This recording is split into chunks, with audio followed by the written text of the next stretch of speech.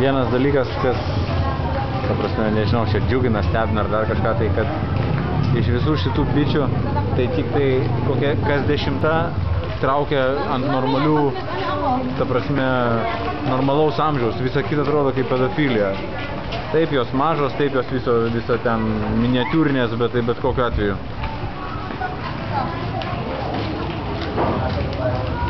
Nu, ir kiek manot jai metų? 12? Čia bet Greta didesnė atrodo.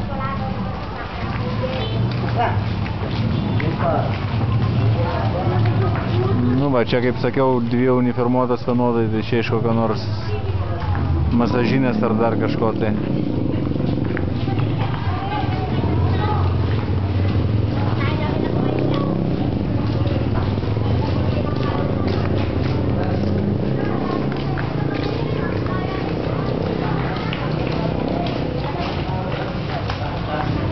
Nu va, ten tolumoj matau 2 bent jau pareina. Parduskė. Pats kalbu, pačiam juokinga. Viskas labai gerai. Nu.